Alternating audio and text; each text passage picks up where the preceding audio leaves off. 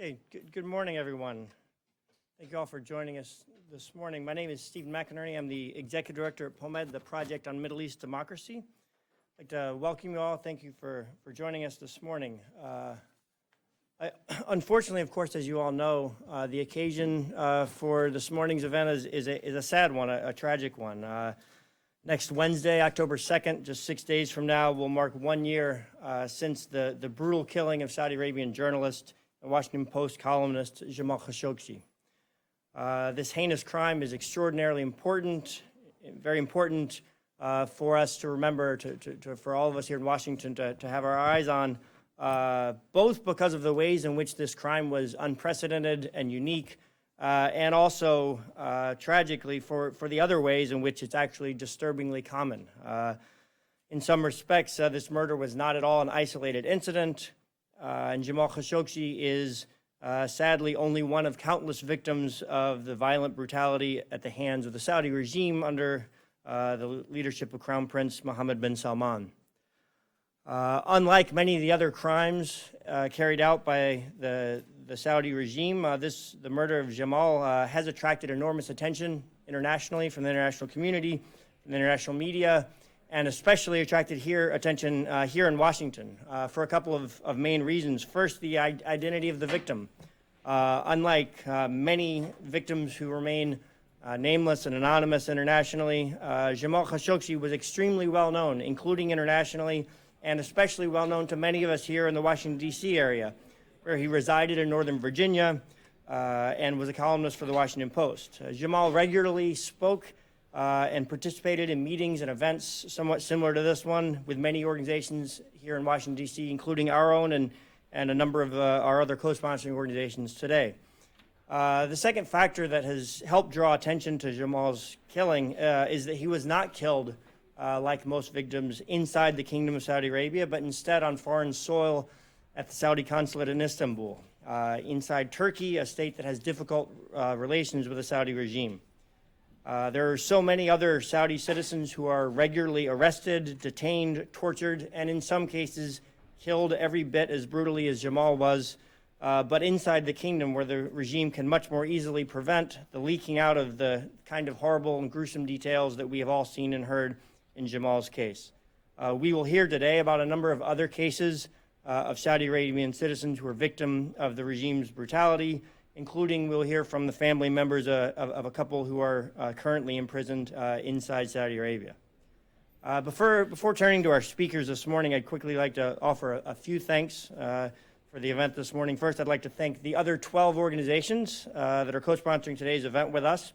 We at POMED are extremely proud to work with all of them. It's a diverse group of organizations focused on democracy and human rights in the Middle East that demonstrate the breadth of the coalition here in Washington that are demanding accountability for the brutal killing of Jamal Khashoggi and also demanding an end to the other egregious human rights abuses that continue in the Kingdom of Saudi Arabia. These other co-sponsoring organizations are the Americans for Democracy and Human Rights in Bahrain, Amnesty International, Article 19, the Committee to Protect Journalists, the Freedom Initiative, Freedom House, Human Rights First, Human Rights Watch, the James W. Foley Legacy Foundation, PEN America, Reporters Without Borders, and the Robert F. Kennedy Human Rights. Next, I'd just like to briefly thank all of the members of Congress who will be speaking today. We know how busy they all are, especially with everything that's going on here on Capitol Hill this week, and the fact that we may have as many as 10 or more members of Congress giving remarks today, I think is a sign of just how serious the concern is here on Capitol Hill with what's happening inside Saudi Arabia, as well as a concern for the lack of accountability that we've seen over the past year for the killing of Jamal Khashoggi. I'd especially also like to thank all the citizens of Saudi Arabia who are here with us today, including 2 brave Saudi women that will be speaking about their imprisoned family members, and also any other Saudi citizens that we have in the audience. Unfortunately, in the current climate, it's a courageous act even to attend such an event as a citizen of Saudi Arabia. With that, I would like to welcome our first congressional speaker, Senator Chris Van Hollen from Maryland. Senator Van Hollen is on the Senate Appropriations Committee and the Subcommittee for State and Foreign Operations. He's been a longtime outspoken supporter of democracy and human rights throughout the Middle East and North Africa. He's been, an outspoken critic of the Saudi regime, and especially for its killing of Jamal Khashoggi, and has urged the administration not to be complicit in an effort to cover up this heinous crime. Senator? Thank you, Stephen, and thank you and POMED and all the other organizations that come together today, and all the panelists who are here to remember Jamal Khashoggi and to make a statement that we will not rest until the people who perpetrated this crime are held accountable. We know that the Crown Prince of Saudi Arabia orchestrated and ordered his murder.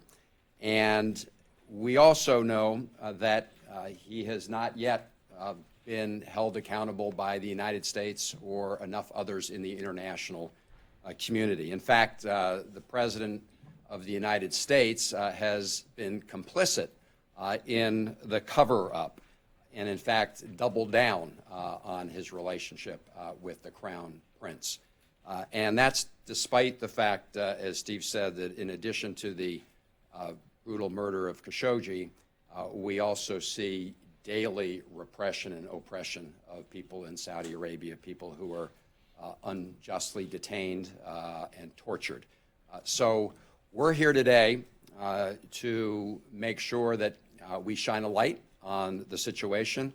You're going to be hearing from a number of my colleagues as well as panelists, because the failure to hold, we should be really clear, the failure to hold the Crown Prince accountable sends a terrible signal to people throughout the world and puts at risk other journalists, other critics within Saudi Arabia, and the journalists and critics of authoritarian regimes around the world, right? If you can be an American resident and a well-known journalist, and this can happen to you and no one is held accountable, that sends a dangerous message around the world. And so we're here to say that we're not going to forget. We're not going to rest until justice is done. We're not going to rest until the Crown Prince and others are held accountable for this murder, because failure to hold them accountable in the long run breeds this impunity, in a sense that you can get away literally with murder. And that puts American residents at risk, American citizens at risk, and it puts journalists around the world at risk, and people who are living in these authoritarian countries who are fighting every day for their rights. And so it's really important that we not forget, and that we send the signal that we're in this for the long haul, and we are going to demand accountability, because the rule of law and our values are not self-enforcing. It is up to all of us to do that, and it's up to us to do that even more when we have an administration here in Washington that refuses to uphold the rule of law and hold people accountable when they violate it.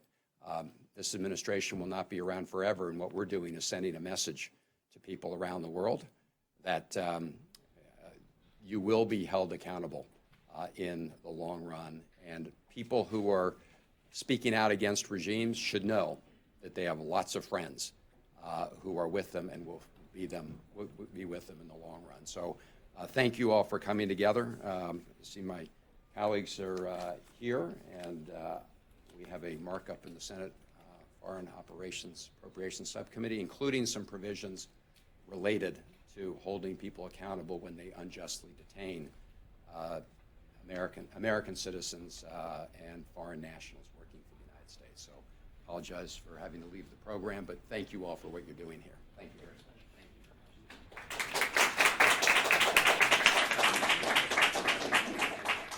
Thank you very much, Senator Van Hollen. Next, I'd like to welcome Senator Tim Kaine. Senator Kaine represents Virginia, and of course, as such, Jamal Khashoggi was his constituent.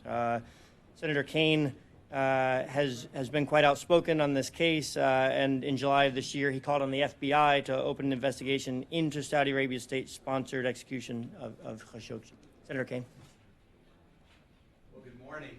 I so appreciate being here and the fact that you've all gathered to hear from this superb panel, and I just want to offer two thoughts. One about press freedom in the Middle East generally, the work of POMAD, and then secondly about the Khashoggi case. I had a fascinating conversation in February of 2015 with General Al-Sisi in Egypt before he became president, and the conversation dealt with his imprisonment of journalists in Egypt. I'm a member of the Foreign Relations Committee and the Armed Services Committee, and I've served on the subcommittee overseeing the Middle East as its chair and ranking or as a member of that subcommittee since I came to the Senate in 2013. When I visited General Al-Sisi, it was in that time between the collapse of the Morsi government, there was an interim government, and there were elections planned, and the assumption was that General Al-Sisi would run and win. And we had a very candid conversation. In fact, I've never been lectured as sternly by anyone in my life. I showed up there by myself. He had a room full of people, and he proceeded to lecture me about Egypt's battle against terrorism and that justified all of the things that the then Obama administration were pressing him on the human rights front, especially the imprisonment of political prisoners and journalists, including journalists with U.S. publications, other publications like Reuters. And since he was candid, it gave me a good opportunity. So when he finished, I said, "You've been candid with me, and I appreciate it, and I'm going to be candid with you. You are fighting terrorism. There had been an explosion in the Sinai just a few days before I arrived, and I ended up going to the Sinai and visiting with people there who had been affected by terrorism." I said, "You do have a battle against terrorism, and you have some legitimate requests of us about the way we can help you deal with that battle. And even some of the imprisonment of citizens, when you and your legal system say it's because of terrorism, look, we're going to give you the benefit of the doubt, although there are a number of cases where those imprisoned were members of NGOs, including American citizens, including Virginians who were members of NGOs where the evidence was clearly specious. But on the battle against terrorism, we're going to give you the benefit of a doubt on that because you are battling. But let me tell you something about the American public. You're lecturing me about where you stand. You need to know where we stand. The American public will never, ever understand, never tolerate the imprisoning of journalists. We won't. You know, you may think you can explain that to us as necessary for state security. We will never accept that. We will never understand it. And to the extent that you harbor an illusion about that, you should just get over it. Sadly, little did I know that a few years later we would have a leader of the country who seems to turn a blind eye to harsh treatment of journalists around the world. But I still believe in the fundamental values of the American people in this score, that we do not tolerate the imprisonment of journalists by other nations. And POMAD calling this today and focusing on the Khashoggi case, but more generally, the needs to protect journalism around the world is very laudatory and very necessary. Jamal Khashoggi was a constituent. He was a Virginia resident. Children, not just residents, but citizens of the United States and citizens of Virginia. He was a journalist. He's not the only Virginian who has been treated harshly by the Saudi government. Aziz al-Youssef, the prominent women's rights activist, who was imprisoned because of her role in organizing campaigns, for example, for the radical notion that women should be able to drive or that women should not be subject to the guardianship rules that disable them from making the common everyday decisions of life. Aziz al-Youssef studied at the Virginia Commonwealth University. Her son is a U.S. citizen who is a Virginia resident. He's also been imprisoned for his role in trying to help women's rights activists. So this comes home very closely to Virginia. The atrocious murder of Jamal Khashoggi in a consul, in a place that's supposed to be a haven, with the Saudi Arabian government perpetrating lie after lie after lie about it. Oh, he left. Oh, it was an accident. Lie after lie after lie was perpetrated by the Saudi government with the judgment of this administration's intelligence community that it was impossible for that murder to have been carried out with the direct knowledge of the Crown Prince of Saudi Arabia. This is an atrocity that is not just a Saudi atrocity, it's an American atrocity if we allow it to go without a consequence. And there hasn't been consequence for those who were most benefited and most directly involved in ordering his murder. I want to thank Agnès Callamard, the UN Special Rapporteur, for her very strong report following her investigation into the circumstances of the murder of Jamal Khashoggi. And one of the things that she pointed out is because there will be no accountability for the murder in Saudi Arabia, there has to be accountability somewhere, and one of the recommendations that she made is because of Jamal Khashoggi's status as an American resident, the FBI would have jurisdiction to investigate his murder. When her report came out, I wrote a letter on July 17th to the FBI saying, you should investigate this murder. The evidence is laid out, and you've already been involved. FBI and other American investigators have been part of this and have done investigations. You have much evidence. This is not just a Saudi atrocity, it's an American atrocity, especially if we allow it to go unpunished. Let me just read you the response that I received from the FBI on July 30, 2 weeks after I wrote the letter. Dear Senator Kaine, this response to your letter dated July 17, 2019, addressed the FBI. In order to protect the integrity of all investigations, the FBI does not comment on the status or existence of any potential investigative matter.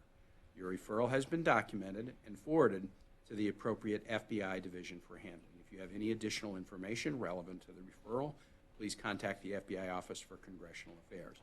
You can see it's a pretty short letter. Doesn't give me any indication of whether they're doing anything, but we're not letting this go, and I would encourage you not to let it go. And I would encourage any of you, if you have any additional information, this is a letter that asks me to turn over to them any additional information that would be relevant to the referral. I think they have plenty of information. The Callamard investigation and report, as well as the information that they already have from their own investigation, would seem to be sufficient. And I again call on Director Chris Wray and the FBI, demonstrate that you are an independent law enforcement agency, that you're not under somebody's thumb. Right before I got here, I read the whistleblower complaint that suggests it was not just the president seeking electoral assistance from a foreign nation, but Attorney General Barr was part of the effort as well. At a time when our law enforcement officials, the highest in the country, are demonstrating that maybe they're not independent, it's time for the FBI to demonstrate that they are independent. So I have no idea whether they're really following up on this or whether that just went into the trash can as soon as they sent me this response. But we shouldn't let it drop. It's time for the FBI to demonstrate they're independent, and the vigorous and public action in this case would show the American public that the FBI is nobody's patsy. Thank you for having me today.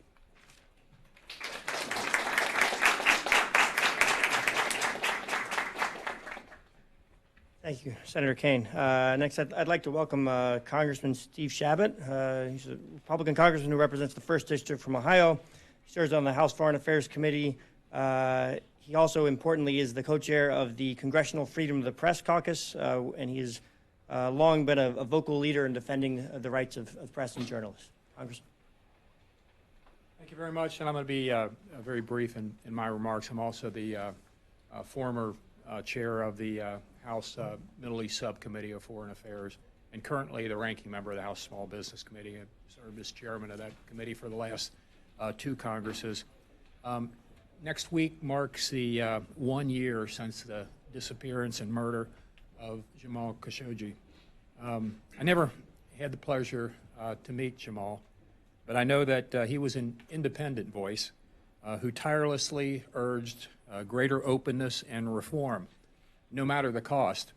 And as we now know, it ultimately cost him his very life. And we're gathered here today to remember the sacrifice that he made on behalf of so many other people across the globe. As co-chair of the bipartisan Freedom of the Press Caucus, along with Congressman Adam Schiff, who I understand may not be able to make it this morning because he has other engagements, and I actually have several hearings going on right now that I have to get back to.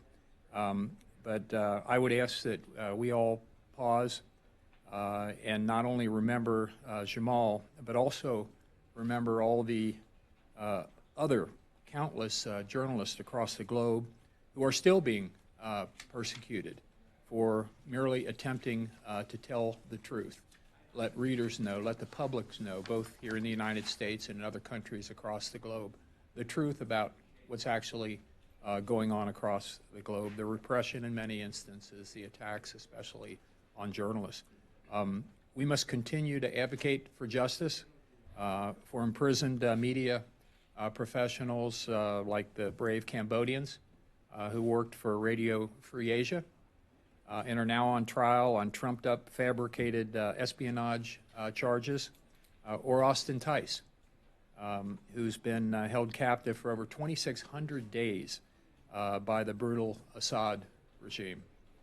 The Freedom of the Press Caucus actively works to shine a light on injustices that reporters face all across the globe. And it's our charge to support journalists who put their well-being and even their lives at risk to accurately report the facts. With the death of Jamal Khashoggi and the ongoing persecution of countless journalists around the world, freedom of the press remains at risk. It remains threatened in many places across the globe. And today, as we remember Jamal Khashoggi and his legacy, we must ensure that his sacrifice for truth was not in vain. And I want to thank everyone for being here, especially the panel, for drawing attention to this event that occurred a year ago that we must never forget. Thank you very much.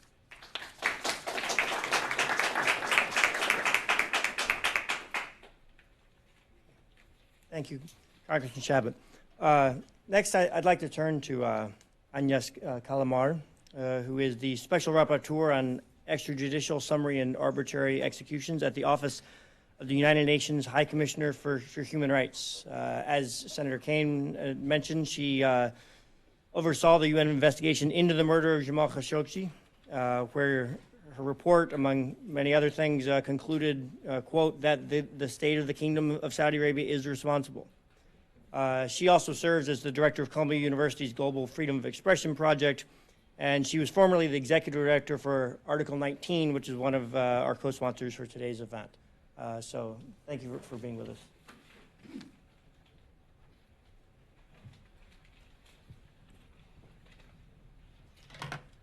Good morning. Thank you very much for inviting me. Since I started working on this investigation, I've often been asked, will there ever be accountability for Jamal Khashoggi? And that question, in my view, must be accompanied by another question, which is, what does justice for the murder of Jamal Khashoggi look like? Very early on in my own investigation, it was evident that we could not leave the search for justice into the hands of the Saudi judicial system, so vulnerable to political interference and operating so far from compliance with basic principles of the rule of law. To do so will be to abandon a search for justice, and this will be a blow to justice for many others, journalists, human rights defenders in Saudi Arabia and around the world. So early on, it was clear, in my view, that justice would have to be found beyond the usual path and our usual understanding of accountability. Of course, as the speakers so far have said, we want the killers and those who commission the crime to face prosecution, judgment, and sentencing. But the grave implication of the crimes extend, in my view, far beyond the authority of the courtroom alone, and other pathways must be pursued: political, economic, symbolic. Justice in the short term, justice in the long term. And justice of this order takes time. A single year's effort is but the first phase in this journey. True justice for Jamal in all its necessary dimension will demand and deserve patient resilience and time. And that's a message to all of those who for the last 2 weeks have told me, nothing is happening. There is no justice, there will be no justice. Justice takes time. What does it demand? It demands that we weave the very values for which Jamal Khashoggi died into the garments under which not only his beloved country, but people far beyond its borders can find justice, truth, shelter. Distinguished representative, for the moment, however, our emperors are naked. They want us to believe that they are draped in the clothes of legitimate authority and credible adjudication. But the emperors are naked and their counselors silent. The shameful photo of our naked emperor and their silent would-be emperors and servant, that shameful photo, that's not justice for Jamal. And I'm making a reference to the Osaka G20 meeting photo. That meeting was not justice for Jamal. It was not respectful. It was not justice for anyone. It damaged. It gives full legitimacy to the illegitimate. It not only tolerates killings and possibly killers, it embraces them. That is not justice. Justice for Mr. Khashoggi means speaking truth to naked emperor. And it means exposing those who are their weavers, their tailors of falsehood fabric. In the search for justice, this House has a fundamental and ongoing role to play.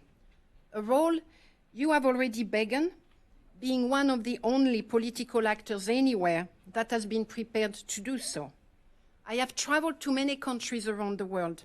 I was in DC many times, and I met with representatives of both parties on many occasions. I witnessed some disagreement over which tactic to follow, but I left impressed by the solid consensus that indeed silence is not an option.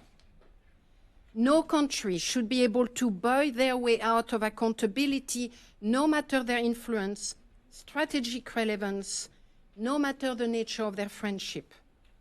Geostrategic and economic relations demand trust, requires common understanding, and should be rooted in core values. Absent that relationship, too, are but fiction. The Saudi Arabia Human Rights and Accountability Act of 2019, I know, is now on the agenda. Such a bill, if adopted with the strong majority that it deserves, will have a ripple effect felt far beyond Capitol Hill or Riyadh alone. It has the potential to push many other political institutions around the world out of their self-imposed paralysis. It has the potential to unsilence them, to wake up the political world, their emperors and subjects alike, to the nakedness of their current posture. Unsilencing the political world, that too is justice for Mr. Khashoggi.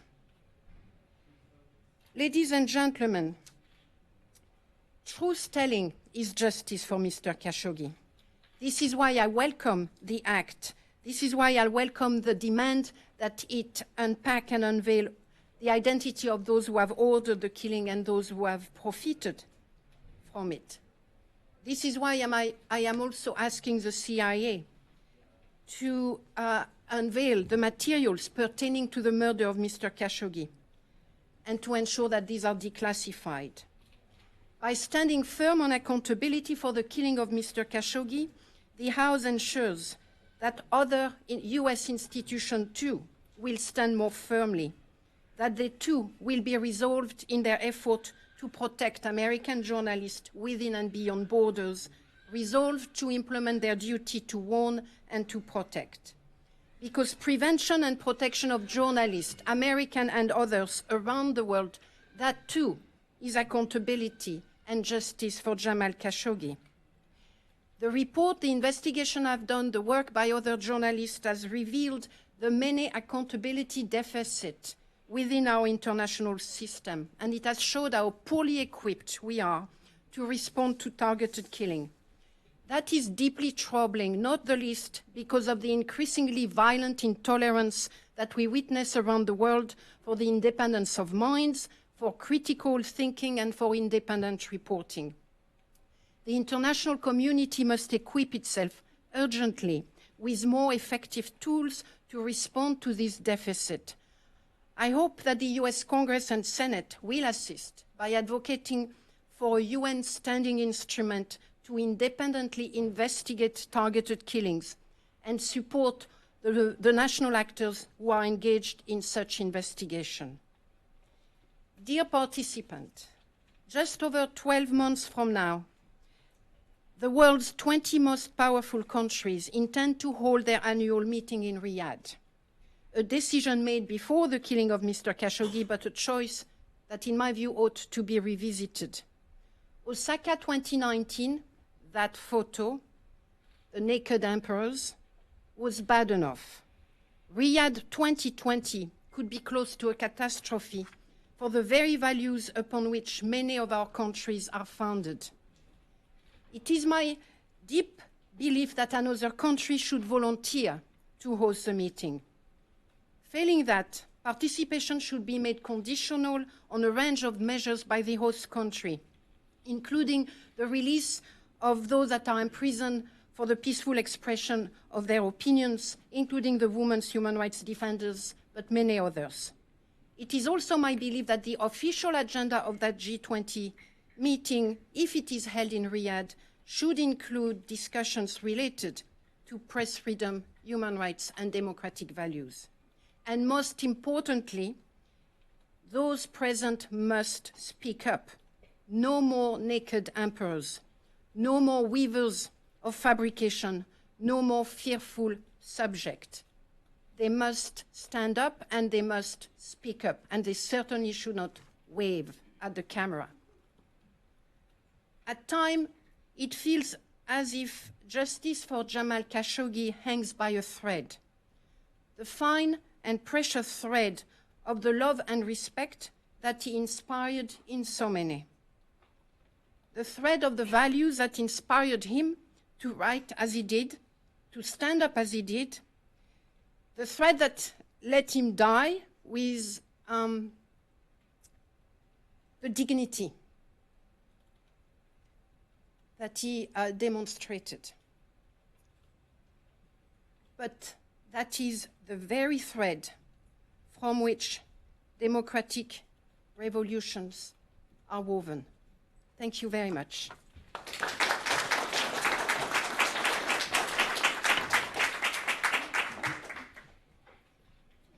Thank you very much, Special Rapporteur Callamard, for your powerful remarks. Next, I would like to welcome Congressman Gerry Connolly.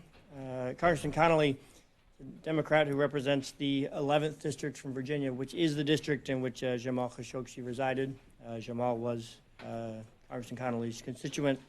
Representative Connolly has been an active leader in pushing for accountability for his murder since. Good morning. In the spring of 2018, I was invited to an event in my district, and I was introduced to a man named Jamal Khashoggi. He lived in Tyson's Corner in my congressional district, and we ate dinner together. We talked. I was struck with a mild-mannered man who wanted relatively moderate reforms for his country, which he loved. He had a quiet passion. He was not some radical who wanted to overthrow every system in the Middle East. But he did believe in the basic rights of every human being. He also wanted to see the democratization of his own society back home. Things we Americans take for granted: press freedoms, religious freedoms, the right to speak out, the right to criticize when somebody sees something they think is wrong. And for those simple assertions of fundamental values, he lost his life. On October 2nd last year, in what should have been a joyous occasion for him, he was lured into the consulate in Istanbul to do some paperwork, get some papers, in order to facilitate his marriage. His fiancée waited outside. What he didn't know was that that act of trust, because he had been there one time before, he had no reason to believe something horrible was about to descend upon him. What he didn't know was that in a premeditated, organized effort by the highest level of the Saudi government, blessed by the Crown Prince, A team of 15 Saudis were flown in aircraft controlled by the office of the Crown Prince to kill him. They came with a bone saw. It's not normally a diplomatic weapon. And we know, thanks to Turkish intelligence, the details of that grisly murder. It speaks horrible volumes about the Saudi government that it would go to such incredible lengths to take out a moderate voice of change. It shows an insecurity that ought to give everybody pause about the stability of the Saudi government. It also says to us that our work must continue, not only for justice for Jamal, but for freedom of the press. Is every member of the press who dares to criticize another government, even if it's their own government, at risk of their lives in such a brutal and grisly fashion? The stakes are high in pursuing this matter. Sadly, we have an administration here in the United States that has decided that a geopolitical and military relationship with Saudi Arabia trumps the murder of an American resident, legal resident, a member of the press who is simply doing his job. And that puts everyone who is a journalist, a columnist, a commentator, an editor at risk. A free society cannot allow that. A free society has to be willing to even risk a strategic relationship because that death trumps it. And I listened to Agnès and her eloquent remarks, and she calls on members of Congress to stand up, not just wave paper. And she's right. I'm joined by Senator Menendez. I know he shares these sentiments. We will not stop. It may take time, but we will get justice for Jamal Khashoggi. And we will insist on accountability from the Saudi government, no matter how high up it goes. And we know how high up it goes. When we had Secretary Pompeo before our committee earlier this year, I showed him a double picture. One was me with Jamal on a couch having dinner talking. And the other was of Secretary Pompeo just, a week after Jamal's brutal murder, laughing with the Crown Prince. And I said, how are we to believe you really mean it, that you will hold people to account at the highest level given that? That's not an occasion for laughter. It's an occasion for insisting on accountability and somber diplomacy. We talked about the Malinowski bill. I'm also introducing a bill today. It's called the Protection of Saudi Dissidents Act. And that bill would, among other things, prohibit arms sales, regardless of the amount, to the Saudi intelligence, internal security, or law enforcement for the next 120 days and for every 120 days thereafter until human rights conditions appreciably improve in the kingdom. It would prevent the export of surveillance technology to Saudi Arabia for suppression of peaceful, lawful protesting to protect protesters and anti-government advocates. It would require a report on whether Saudi authorities engaged in intimidation or harassment of Jamal Khashoggi and any individual in the United States. It would require the review and potential closure of Saudi diplomatic facilities if they are being used to surveil Saudi citizens or nationals living in the United States. And finally, would require the intelligence community of the United States to report on whether it did fulfill its duty to warn Jamal of the impending threat against him. This is a companion bill to Tom Malinowski's bill, and because we're looking prospectively. We can't We have to do both things. We have to bring those who perpetrated this monstrous crime to justice. But we also have to make sure that we put in place the framework to prevent such a tragedy from ever happening again. And we must use the tools of the United States government to that effect. I promise you, we will not cease our efforts until justice has been addressed and the memory of Jamal has been redeemed. Thank you for having me here today. Agnes, please come with me.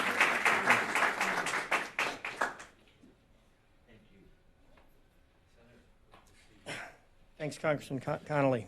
Next, I would like to welcome Senator Bob Menendez.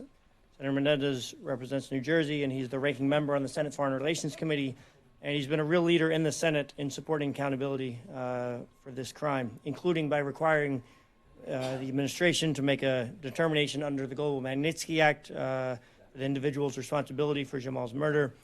And he's also introduced, along with Senator Young, the bipartisan Saudi Arabia Accountability in Yemen Act, which has been mentioned a couple of times already this morning. So thanks, Senator Menendez.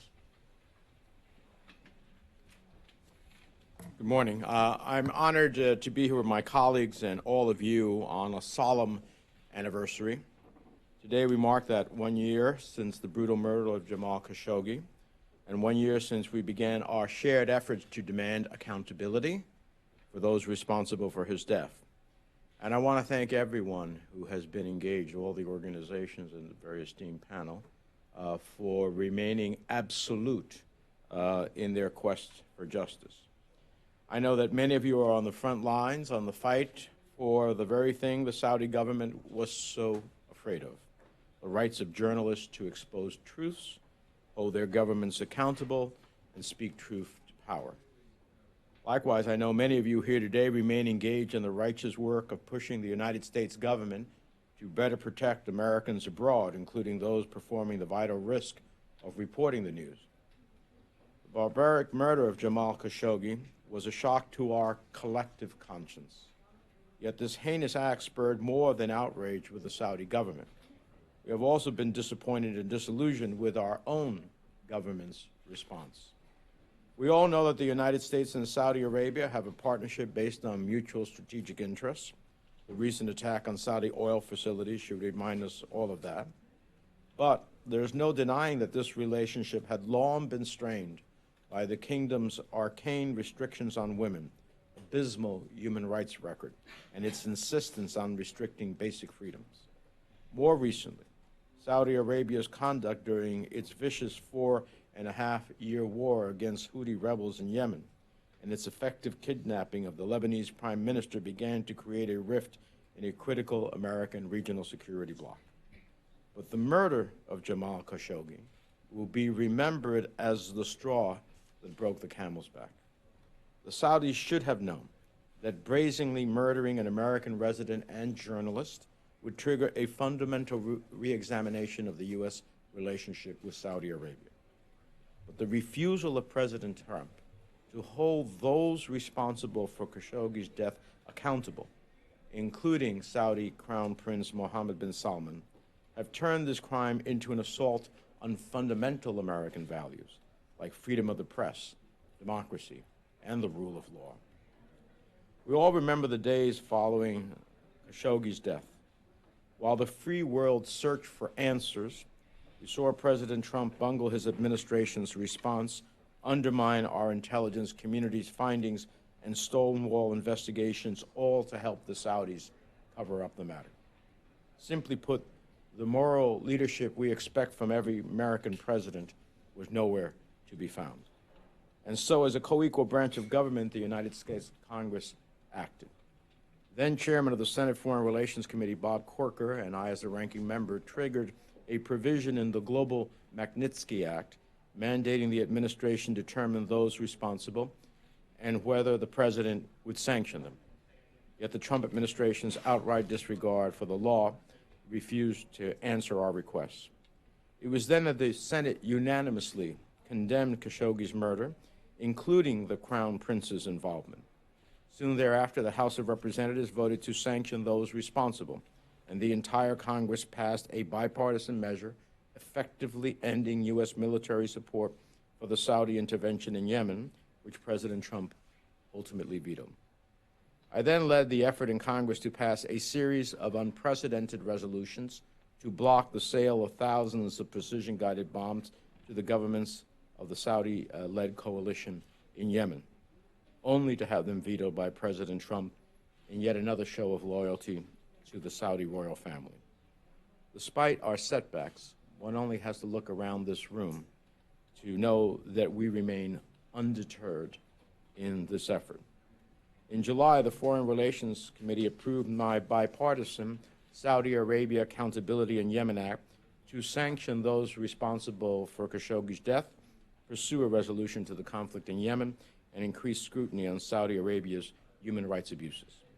It is now up to Leader McConnell to hold a vote in the full Senate, and I know that everyone in this room will continue to call for action.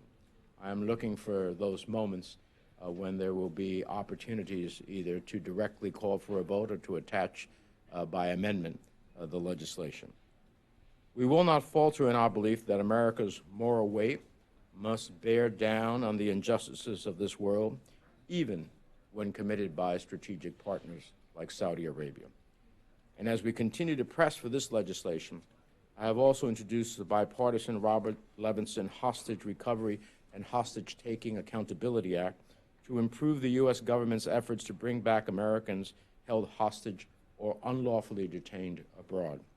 Our government must effectively utilize all of the state's powers and resources to advocate for Americans wrongfully detained overseas.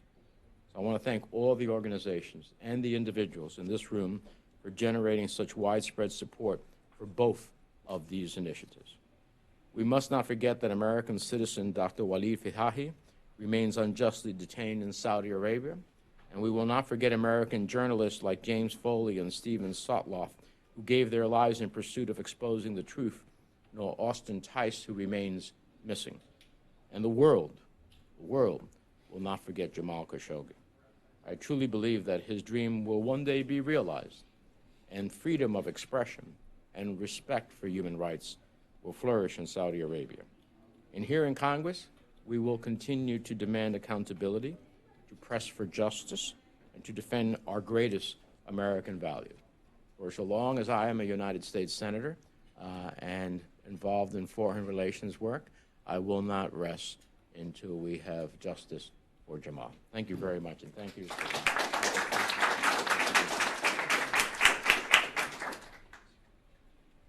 Thank you, Senator Menendez. Next, I'd like to welcome Congressman Tom Malinowski, also representing New Jersey.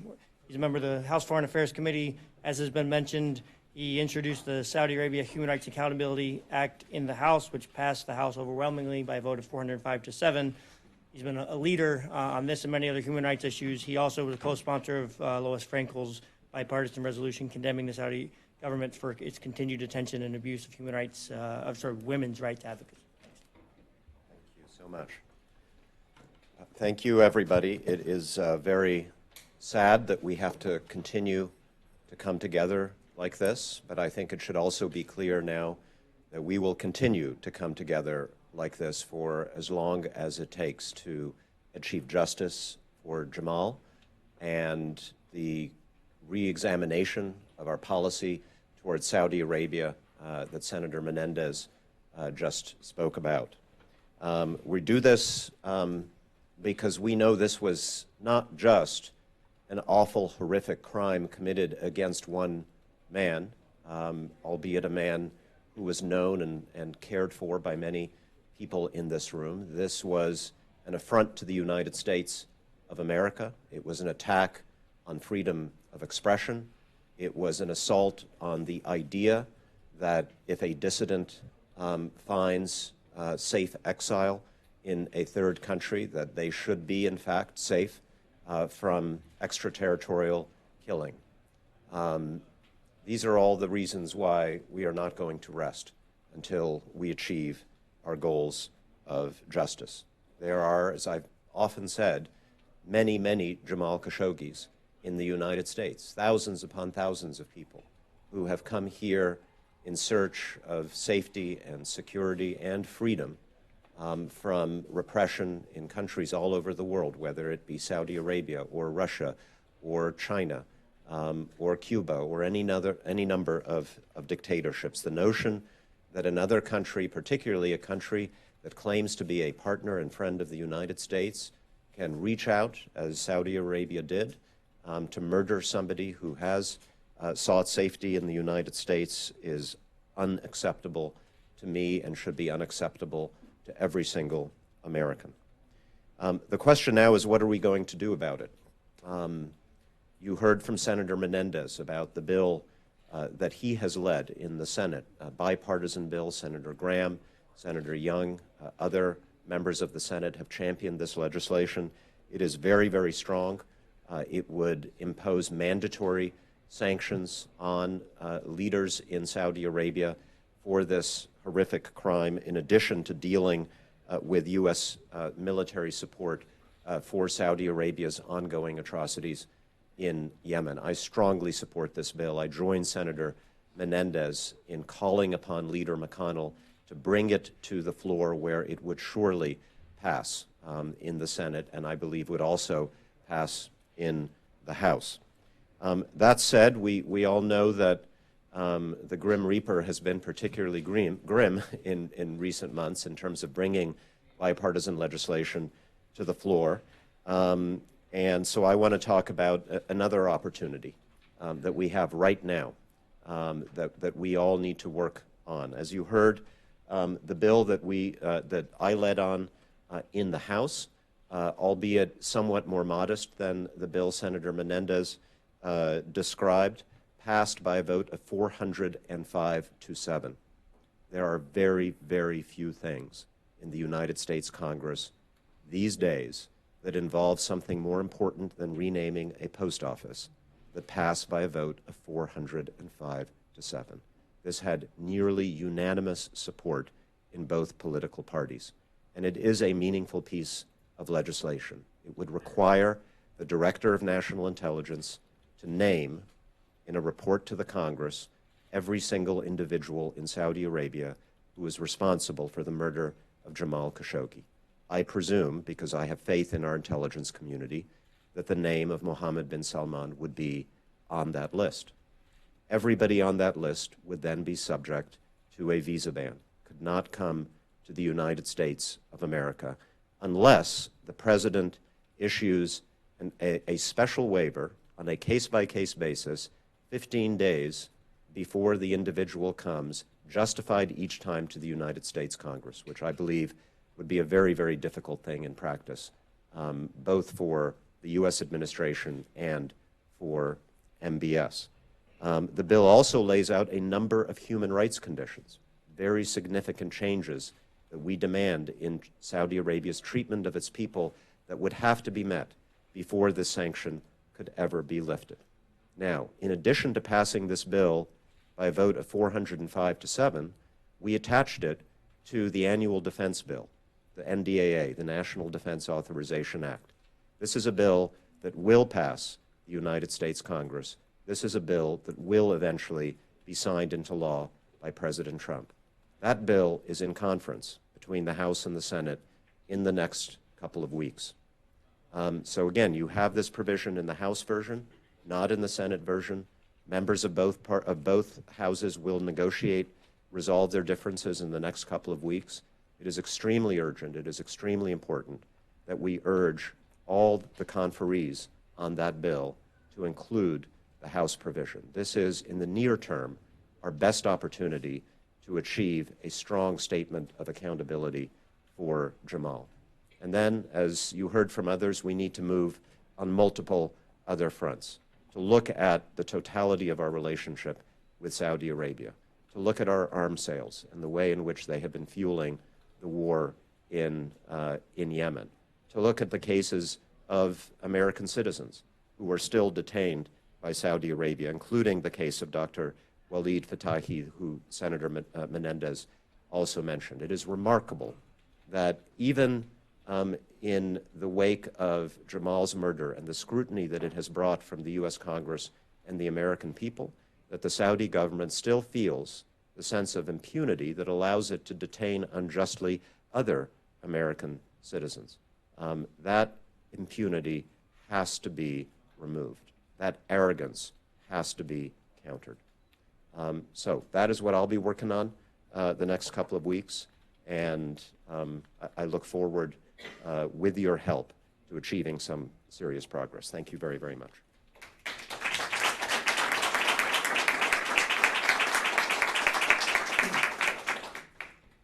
Thanks, Congressman Malinowski. Next, I would like to welcome Congressman Jim McGovern. Congressman McGovern is the co-chair of the Tom Lantos Human Rights Commission and has long been a leader in the House on human rights issues globally. Among other things, he introduced legislation along with a bipartisan group of 20 members of Congress to prohibit military assistance and arms sales to Saudi Arabia following the murder of Jamal Khashoggi. Thank you for putting together this important press conference. It has now been nearly 1 year since Jamal Khashoggi entered a Saudi consulate and was never seen again. After all this time, I find it unconscionable that there has been no justice for Jamal. The United Nations Special Rapporteur on extrajudicial, summary, or arbitrary executions concluded that Khashoggi was, quote, the victim of a deliberate, premeditated execution, an extrajudicial killing for which the state of Saudi Arabia is responsible, end quote. Our own Central Intelligence Agency has concluded that the government of Saudi Arabia is responsible for his murder. We know that so-called trial of the alleged perpetrators will not deliver real accountability for Jamal's murder. It will certainly not deliver justice to Crown Prince Mohammed bin Salman. It is equally unconscionable that in light of this terrible murder, in light of the gross human rights violations that continue to occur in Saudi Arabia, and in light of Saudi Arabia's brutal war in Yemen, that the Trump administration continues to provide arms and security assistance to the government of Saudi Arabia.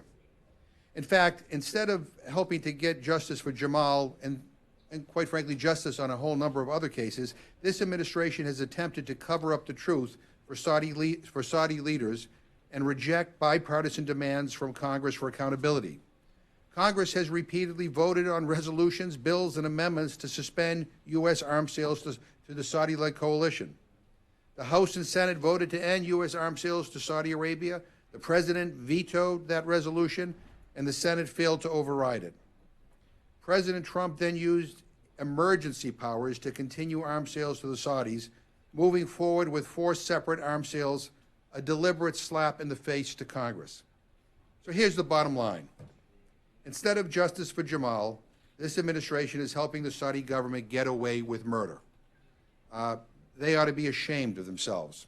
They are complicit based on their inaction. They don't just have blood on their hands, they have blood up to their elbows. There comes a point when Congress must stand up and insist on consequences for such brutality, for operating so far outside the norms of international behavior. And it is not just Jamal. It is so many dissidents that are in Saudi prisons who have no business being in Saudi prisons. They need to be, we demand that they be released immediately. You know, I've always felt that if the United States stands for anything, we need to stand out loud and foursquare for human rights, that the centerpiece of our foreign policy ought to be human rights. And I am deeply disappointed. I am saddened that this administration has strayed so far away from that concept. And shame on President Trump, the Pentagon, and the State Department for continuing to support the Saudi regime unconditionally. This is a wake-up call. We can either continue to provide support for this regime that murders journalists, that jails dissidents, that conducts this brutal war against Yemeni people, or we can do the right thing and stand up for human rights and get justice for Jamal and in so many other cases.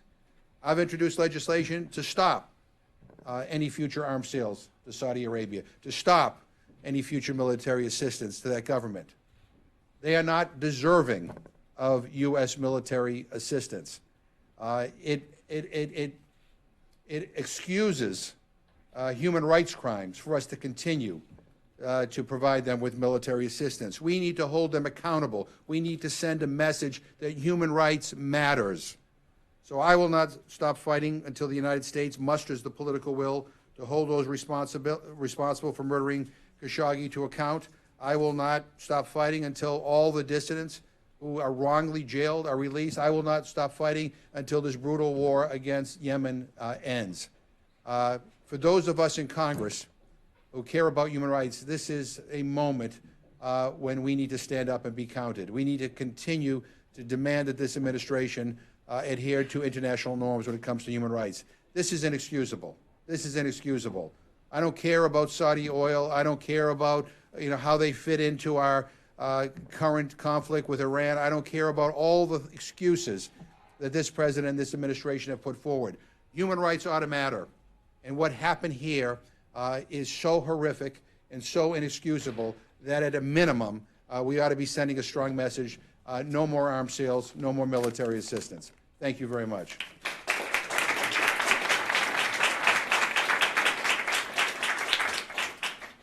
Thank you, Congressman McGovern. Next, I would like to welcome Lina Al-Hathloul. Lina is the sister of well-known Saudi activist and women's rights defender Lina Al-Hathloul, who sadly has been imprisoned in Saudi Arabia for almost 500 days now.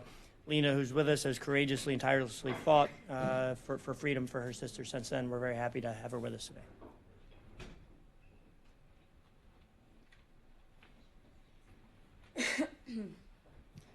Good morning, everyone.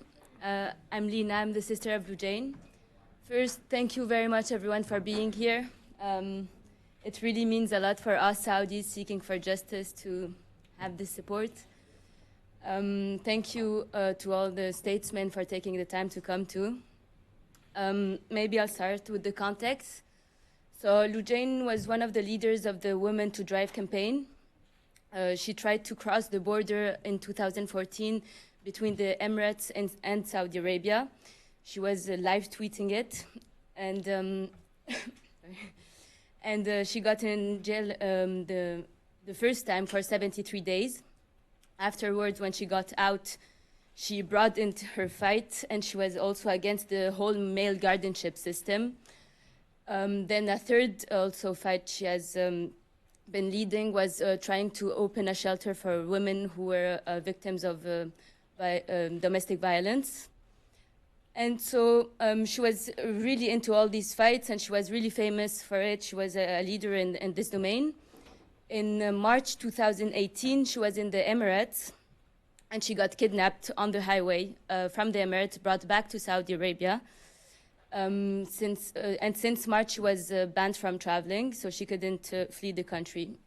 In May 2018, even though she remained silent after this kidnapping, she was arrested at our house and imprisoned. We didn't know where she was for months. Then we found out that where she was is what she called a hotel, but then we found out that this hotel was a torture facility, and it was so not the official prison. So she was taken out of the official prison, tortured, and then brought back months later.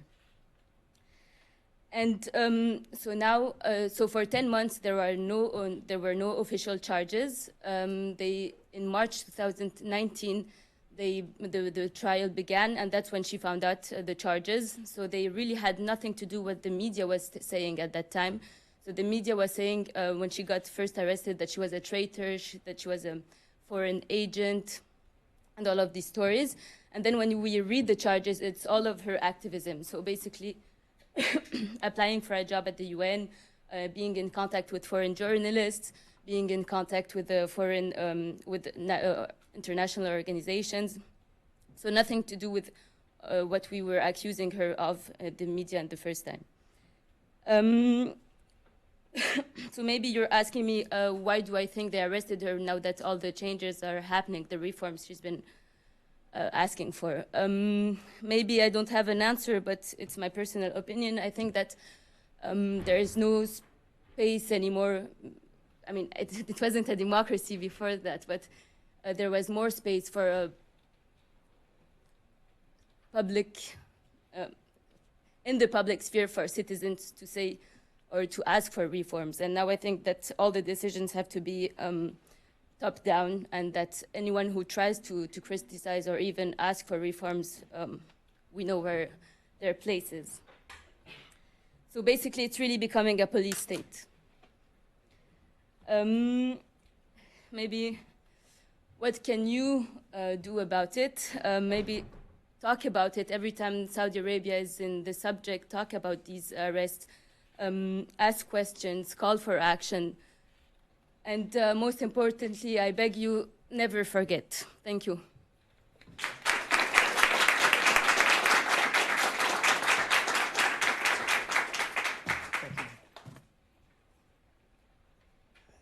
Thank you, Lina. Next, I'd like to welcome Arij Sadhan. Arij is a citizen she's a dual citizen both of the United States, where she resides in California, and also a citizen of Saudi Arabia.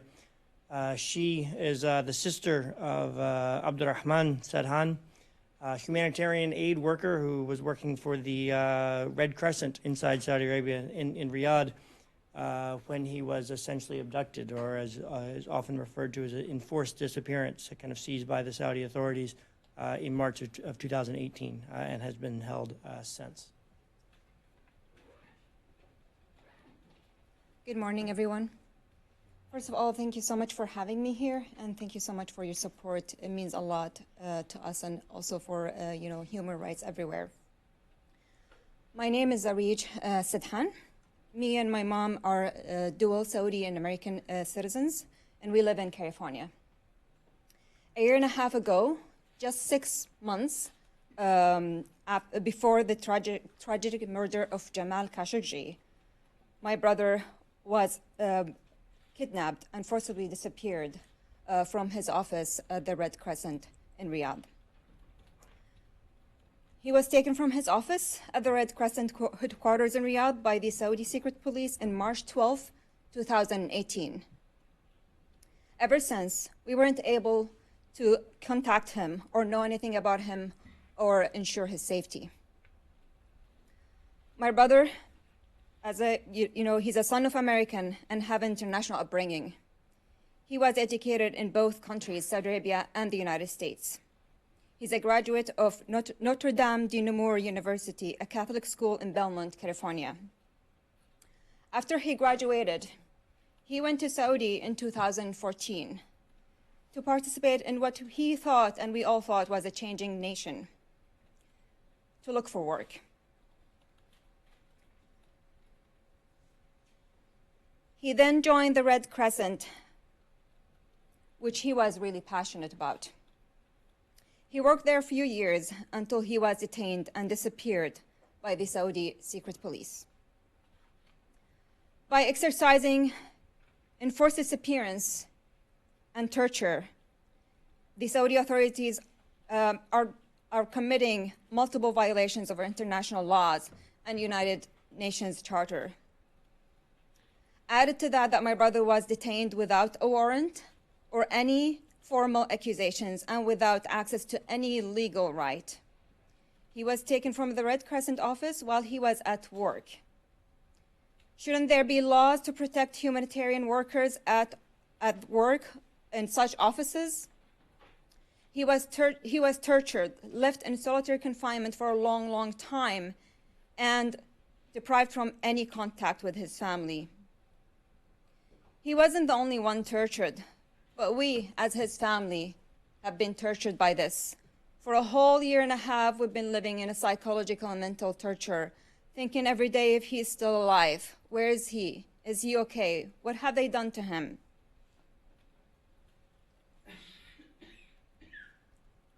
These worries and questions became more serious as the days went by, especially after the horrific murder of Jamal Khashoggi.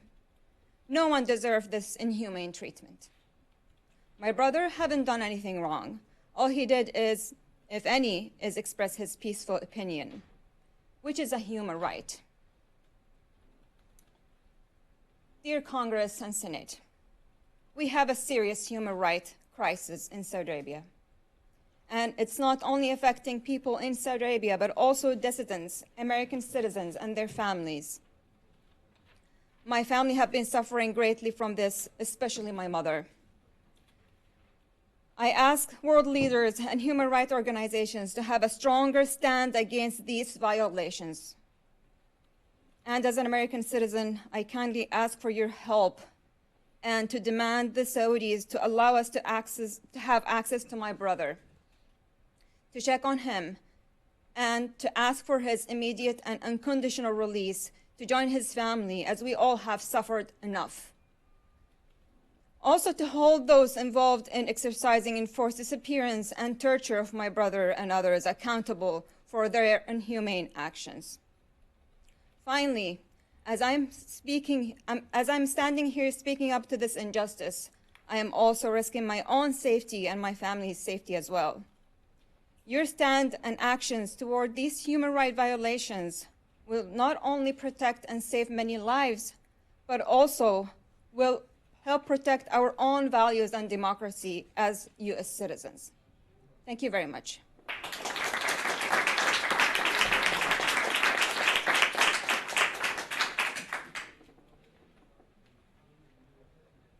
Thank you very much, Arish, for your powerful remarks. As you can see, just from these couple of examples, the kind of egregious and use of violence by the Saudi state against its own citizens is far from a sort of isolated occasional incident. And we could spend the rest of the day kind of discussing different cases of individuals, but I think that the powerful two cases that you've had here are representative of a systemic abuses by one of the world's kind of most repressive dictatorships. Next, I'd like to welcome Colonel Lawrence Wilkerson. He's a retired United States Army colonel. He was also the former chief of staff to U.S. Secretary of State Colin Powell, and he's also a recipient of the Sam Adams Award for Integrity in Intelligence. Colonel Wilkerson.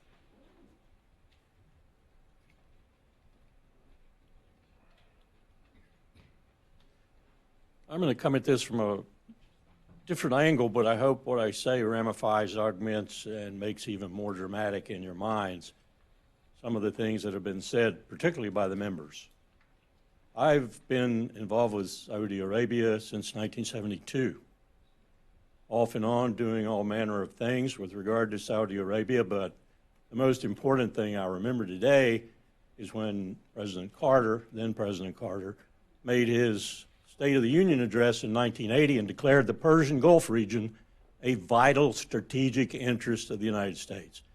We military professionals, which I was at the time, recognize presidential statements like that. Whoa, things are changing.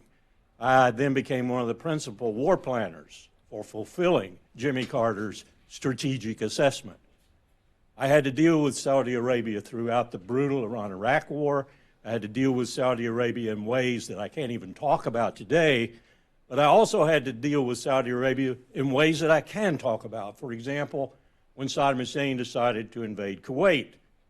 And my boss then, to whom I was a special assistant, chairman of the Joint Chiefs, Colin Powell, had to deal with Dick Cheney, his boss, the Secretary of Defense, who immediately went to Riyadh and literally begged the Saudis to allow us to put our forces on the ground in case Saddam should decide to go after much more oil in Saudi Arabia.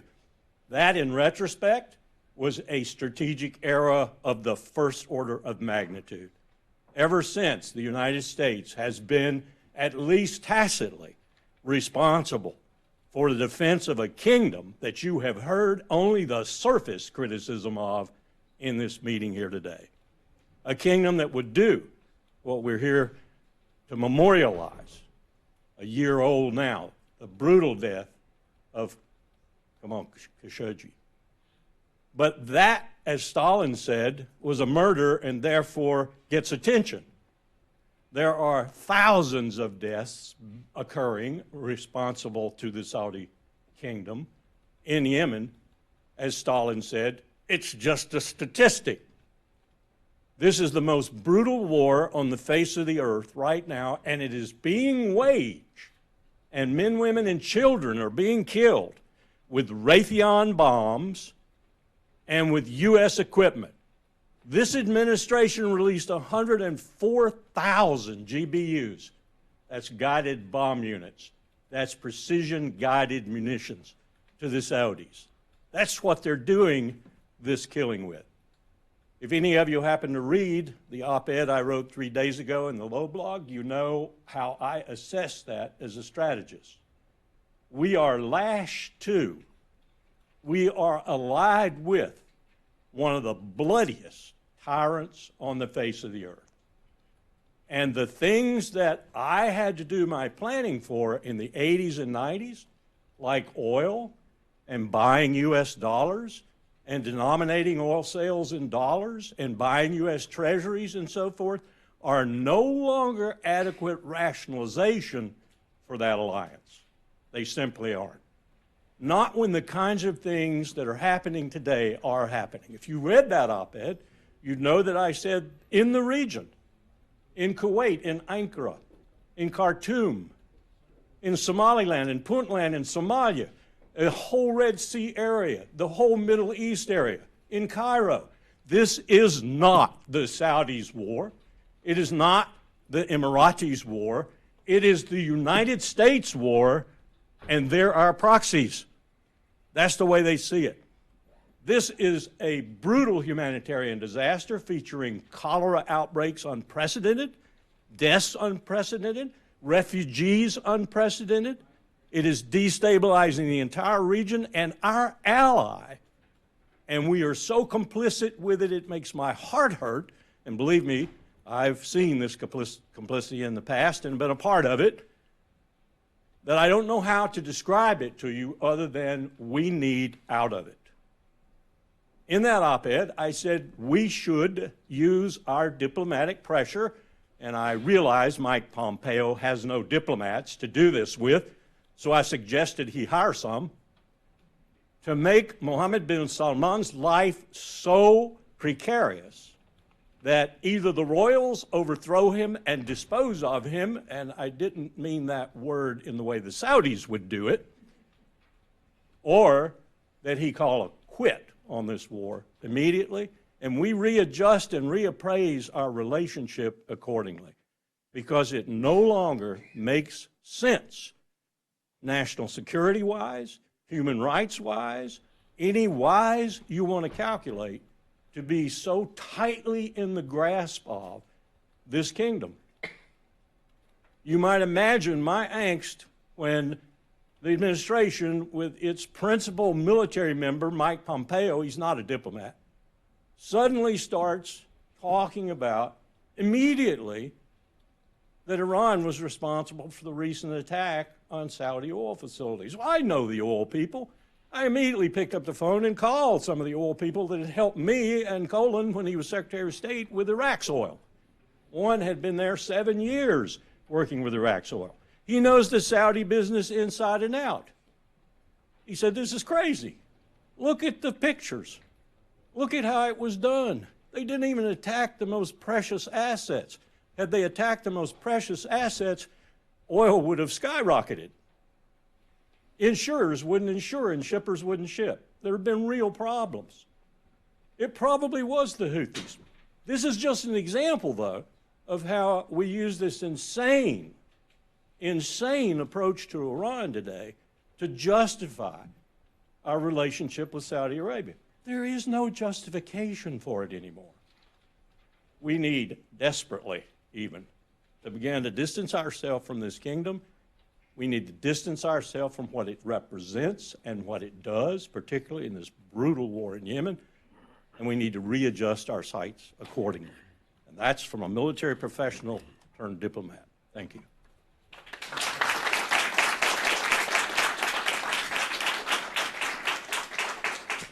Thanks very much, Colonel Wilkerson. Next, I'd like to welcome Senator Ron Wyden, represents Oregon. He's been a consistent and outspoken critic of the Saudi regime, including calling for accountability for the death of, for the killing of Jamal Khashoggi. He's also drawn attention to another issue, which is efforts by the Saudi regime to escape punishment for Saudi students who are studying here in the United States. There have been numerous incidents, including in his state of Oregon, in which Saudis have committed crimes and have been sort of disappeared out of the country, escaping prosecution. Thank you. Senator Wyden. Thank you. And I I'm going to make this a filibuster-free zone because you've got a lot of terrific speakers, and the project on Middle East democracy, in my view, is doing exceptional work. I don't know if you've given them a big round of applause, but how about I get one of those right now? They are doing exceptionally important work. I mean, we all understand what this is all about, is Washington, D.C. owes this family and all the family a whole lot better. When asked about Jamal's murder, Donald Trump said, take their money, take their money. And the Intelligence Committee, the Senate Select Committee on Intelligence, where I serve, doesn't have very many open hearings where you can actually hold the government accountable. But we had one not too long ago, and I asked the CIA director, Gina Haspel, about this at that particular hearing. She pretty much stonewalled. She just refused to answer. And I said, I'm going to work with the Project on Middle East Democracy and a lot of you all to finally bring this administration, in effect kicking and screaming and excuse inventing, to try to actually level with the American people with respect to the government's view on the Crown Prince being responsible for Jamal's murder. So I added language to the Intelligence Authorization Act to require an unclassified report on who was responsible for the murder. We are in the home stretch of getting that together, and I'm optimistic that this legislation will soon become law. And so this is where I particularly want advocates in the community to know what's next.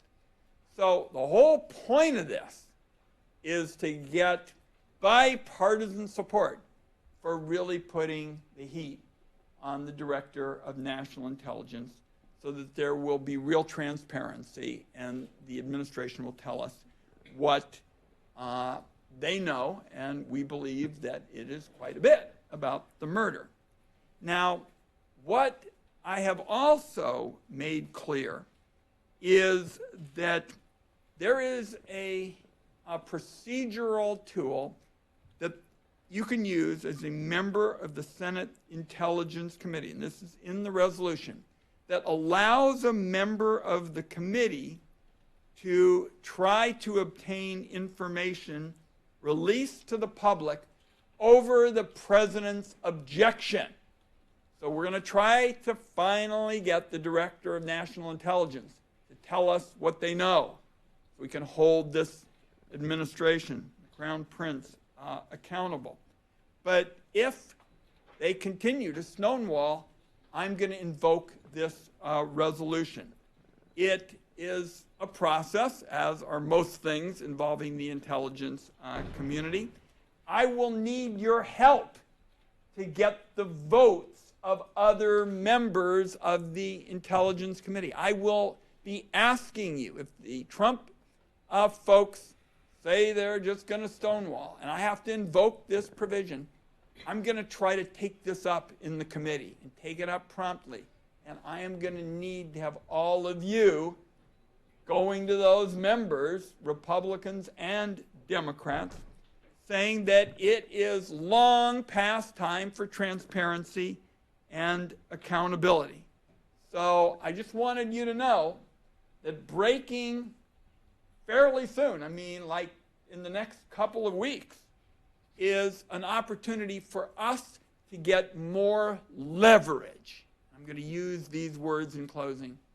More leverage for Jamal and for press freedom. That's what this is all about.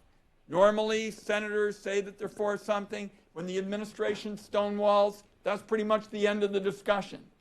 Well, if they stonewall, they are in for a fight they will remember for the rest of their lives, because I'm going to invoke this rule. Kind of an obscure thing. People don't talk about it. at most coffee shops this morning. But it's one that begins to turn the tables and would give us more opportunities to get justice for Jamal, get justice for the fight for press freedom. And to me, this comes down to what side are you on? On one side, there's an administration that attacks the press, cozies up to dictators, and denies the American people information about what happened in connection with the Khashoggi murder. On the other side is all of you who are doing good work, and I like to think that using this procedure, if we have to, shows you how strongly I feel that you're right. Thanks for having me.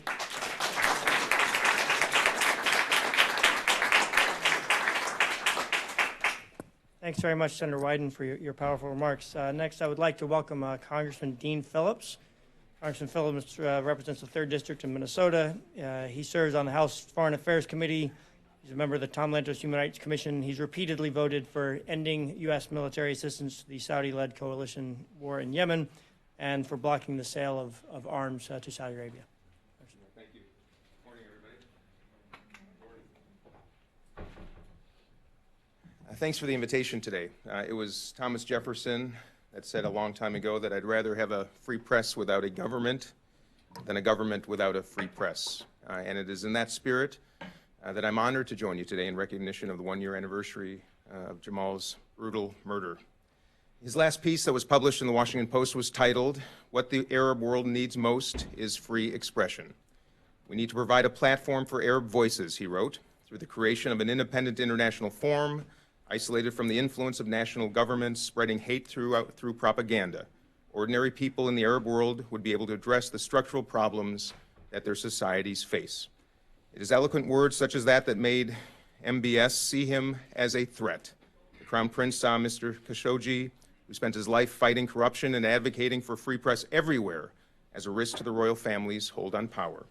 And for that, he was killed. And we cannot let a murder such as his go unaccounted for.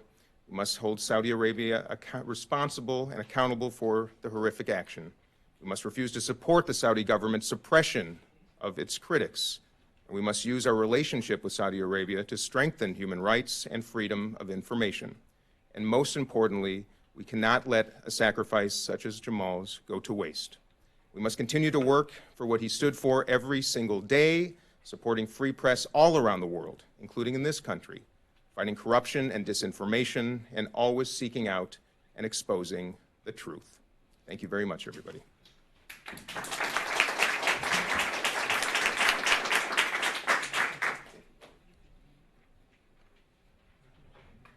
Thank you, Congressman. Next, I'd like to turn to Colin Raunig. Colin served for 8 years in the U.S. Navy, flying the E-6 Mercury. He also served as the Japan Naval Liaison Officer in Etajima, Japan, for more than 2 years.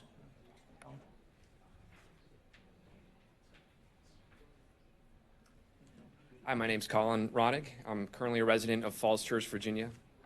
And U.S. resident Jamal Khashoggi was a fellow Virginian. He gazed at the same sky in the morning that I gaze upon. He walked the same Shenandoah trails that I hike. And yes, he struggled through the same DC traffic that I struggled through this morning to get here. I might not have known Mr. Khashoggi, but he was my neighbor. As we approach 1 year after the premeditated and gruesome murder of Mr. Khashoggi, the Trump administration continues to refuse to acknowledge the role played by the Saudi Crown Prince and other senior Saudi Arabian government officials in the killing. The administration refuses to hold them accountable for their crimes out of a cynical, short-sighted worldview that values arms sales over human life and national honor. In doing so, the administration has ignored repeatedly our own intelligence agencies as well as UN investigators. Their cowardly inaction isn't just immoral, it's directly in contradiction with the law which directs them to report on and sanction the officials responsible. The Trump administration's refusal to hold Saudi leaders accountable for the Khashoggi murder sends a signal to the Saudi government and autocrats around the world that they can assassinate dissidents, even those with ties to the United States, with impunity. Moreover, when viewed in conjunction with the U.S. support for the Saudi-led coalition war in Yemen, lack of action on Mr. Khashoggi's murder bolsters arguments that the United States has outsourced regional foreign policy to a reckless, human rights violating security partner. Mr. Khashoggi fought for the same things that I fought for, pushing autocrats to give up their power, giving a voice to the voiceless, shining a light on injustice. These are the things that motivated me during my service in the United States Navy. As a naval aviator flying high, fast, and alone, I learned what it was like to make decisions that could reverberate throughout history and the responsibility that comes with those decisions. Like Mr. Khashoggi, I served so that the world would be a better place, that the light of liberty would shine bright and wash away the deeds of evil men who want to oppose their will on others. We may not have served in the same uniform, but we are brothers in arms in the fight for universal justice. And so, as we gather together here in the house of a free people, we must redouble our efforts to bring the assassins, the leaders who sent them, and the countries that they represent to justice. Congress has the opportunity to do so now. America's integrity must not be up for sale. Our founding fathers scream out to us today to avenge the assault on a free press, a free people, and a free democracy. The protection of America should not stop at our borders. In the Roman world, one could be guaranteed protection in foreign lands by simply uttering the phrase, civis Romanus sum, I am a Roman citizen. Such was the promise of Rome's retribution should one of its own be harmed. Like ancient Rome, America must be willing to stand up for those who seek her protection. Thank you.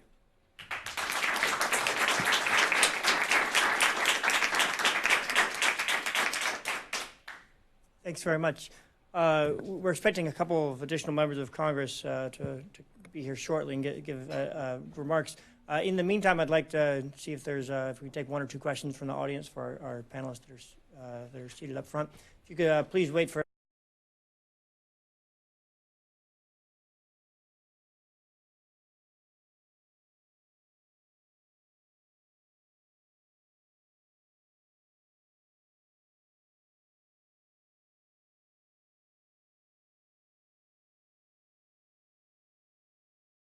why the emphasis on information from the United States?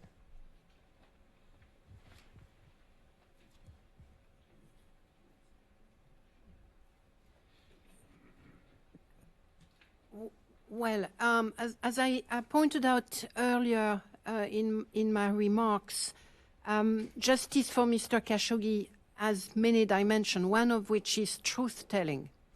I think a lot has been done to uncover the truth, but not all.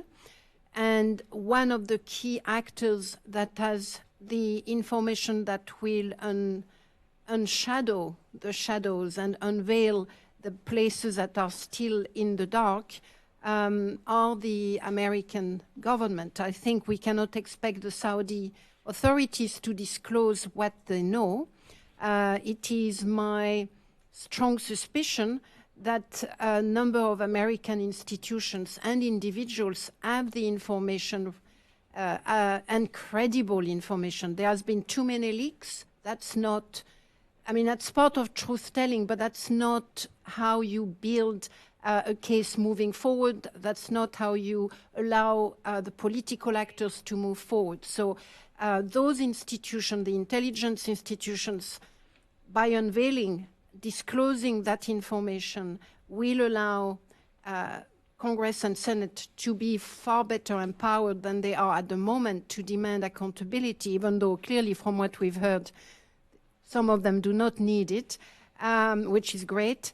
But it will also force the US government further and further into a corner. You know, once the information regarding the chain of command is in the open with no ambiguity, I think it will be quasi impossible for the US authorities, meaning the executive, as well as other governments, to hide behind politics or business as usual. So that's why I have suggested that. But my other recommendations for other member states apply to the United States, by the way. So, anything around embargo over surveillance technology, that too apply to the United States. So it's just here focused on what it is that the U.S. can uniquely contribute to the search for justice, and which they have so far. Thank you, Agnès. I'd like to welcome next Senator Chris Murphy from Connecticut.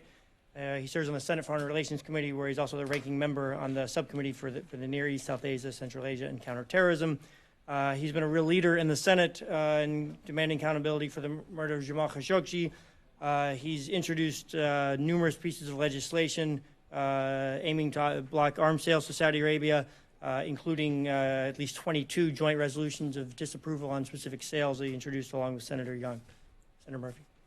Thank you very much. Thank you all for being here today. I'm sorry that some of us are delayed. We're in an appropriations committee markup upstairs, but I'm very, very grateful for all the work that you put into this event. Thank you to the panel for your contributions.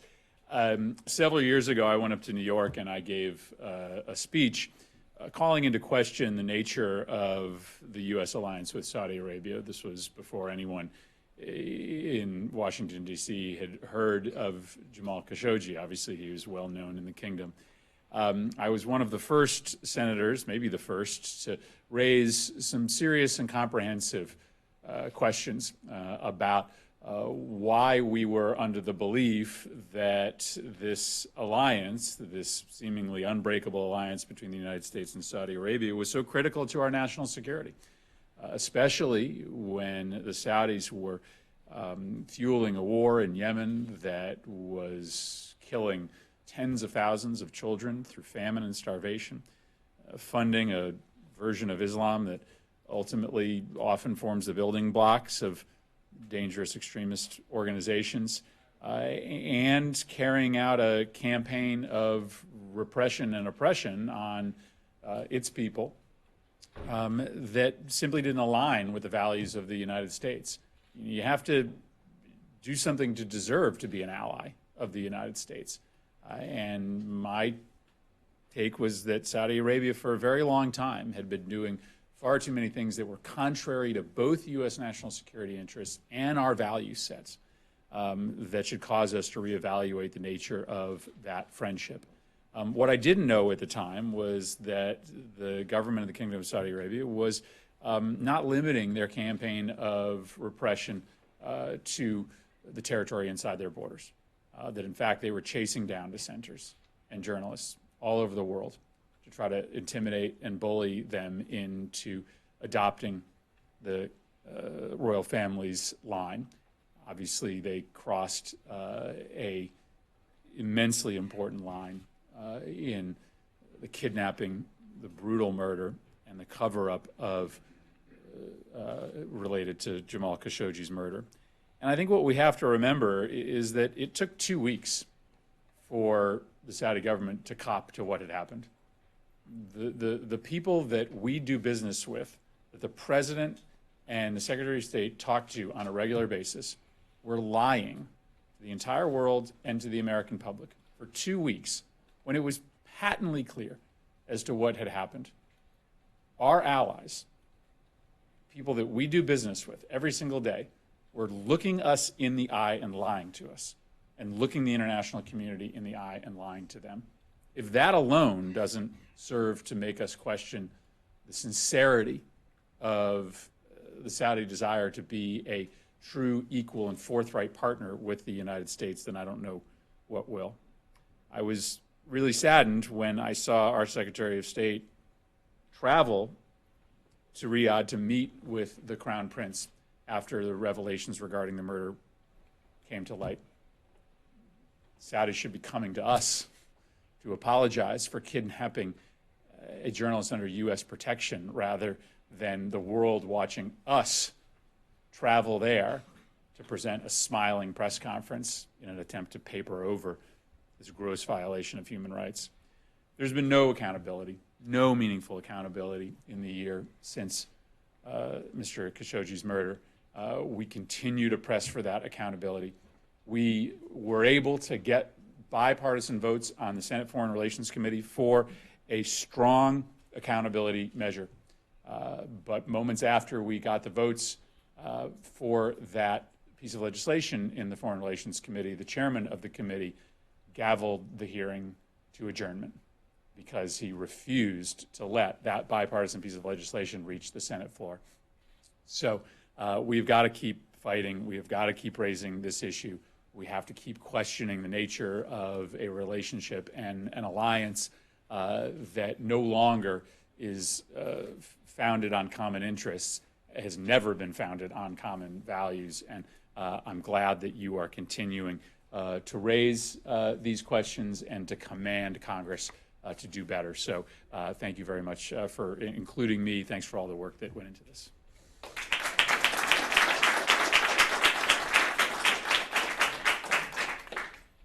Thanks very much, Senator Murphy. I'd like to, if there's another question from the audience or the press, I'd like to.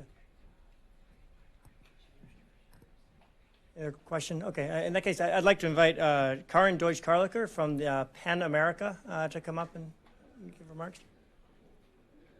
PEN America is one of the 13 organizations that have put on today's event. Thank you so much, Steve, and thank you all to POMED and all the other groups that were involved in organizing this very important event. As a representative of PEN America, I'd like to focus my quick remarks today on free expression and the ability to voice dissent, which has been harshly restricted under the current Saudi leadership.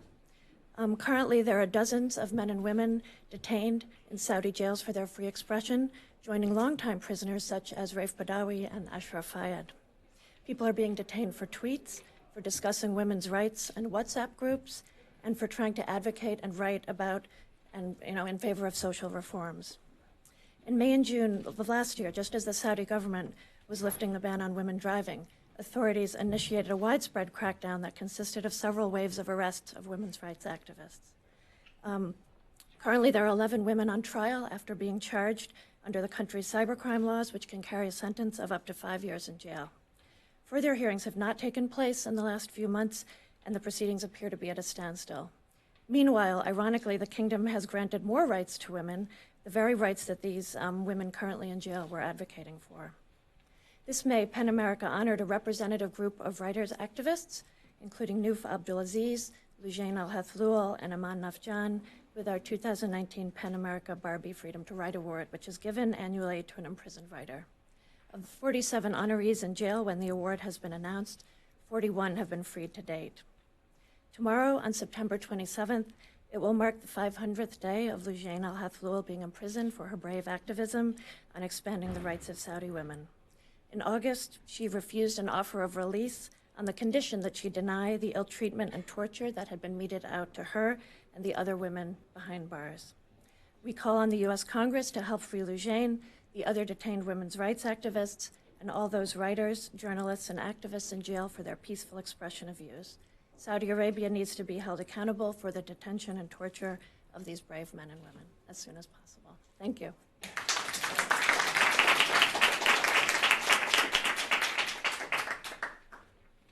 Thanks very much.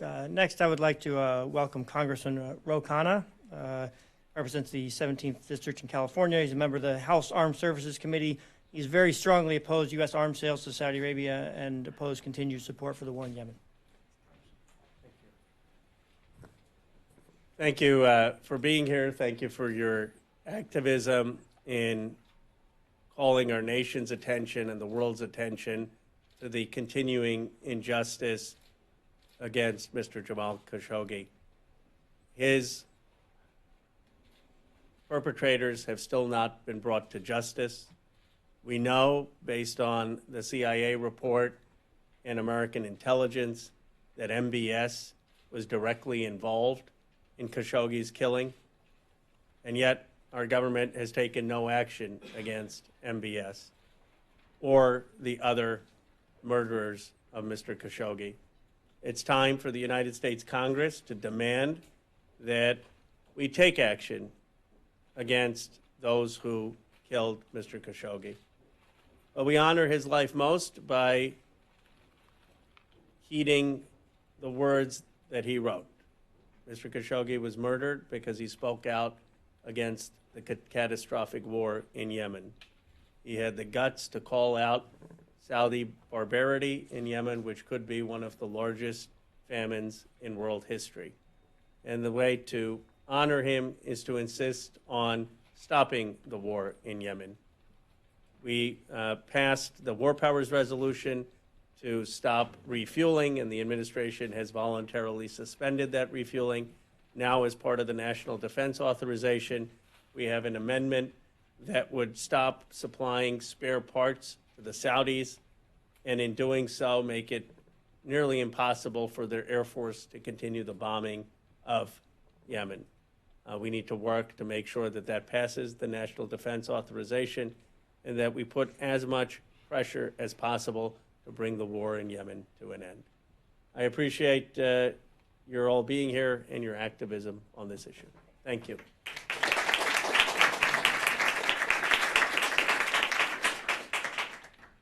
Thanks very much, Congressman Kaine.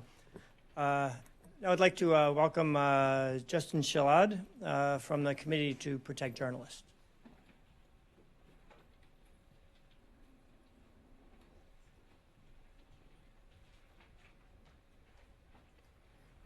Thank you all for being here today. My name is Justin Shalad. I'm the senior researcher for the Middle East and North Africa at the Committee to Protect Journalists. And I want to bring attention specifically to the press freedom angle of Jamal Khashoggi's murder. Almost 1 year ago today, by the time Jamal Khashoggi handed his phones over to his fiancée and walked into the Saudi consulate in Istanbul, he already knew who Crown Prince Mohammed bin Salman was, and he was... Okay. Can you hear me now?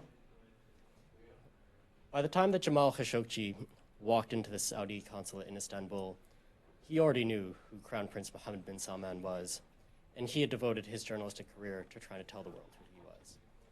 He told the world about his friend, Saleh Shehi, who'd been jailed for 5 years since January 2018 for insulting the royal court.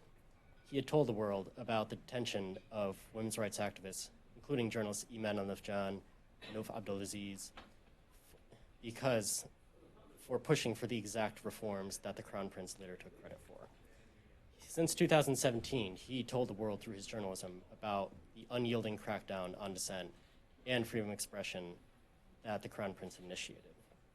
Under Mohammed bin Salman, at least 16 journalists are in jail in Saudi Arabia as of December 2018, and at least 9 more have been arrested since then.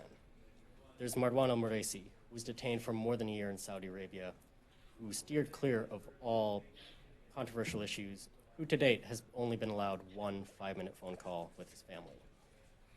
And even before Jamal Khashoggi's murder, Saudi Arabia's campaign against journalists extended outside of its borders as well, including at least 7 journalists killed during coalition-led airstrikes in Yemen, such as Al-Muqdan Mujalli, who was on assignment for Voice of America when he was killed in an airstrike in January 2016.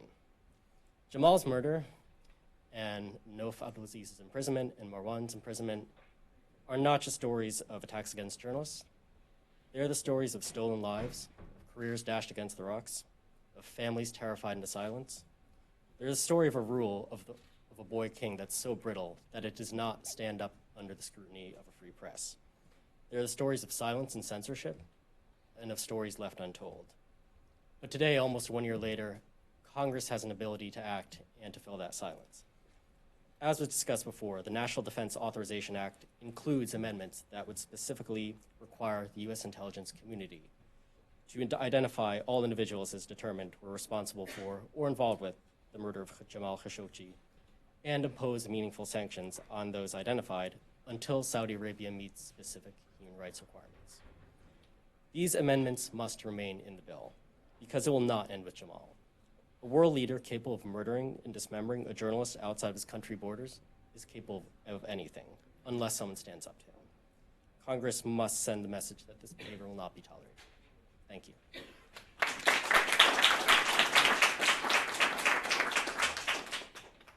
Thanks very much, Justin. I'd like to open up again if there are any questions from the audience or press in attendance for any of the panelists seated up front. that case, I'd like to turn to Margot Ewan from the James W. Foley Legacy Foundation. Thank you to all the distinguished members of Congress who have kindly sponsored this event and also dedicated their time to be here today with everything going on to mark the one-year anniversary of the murder of journalist Jamal Khashoggi.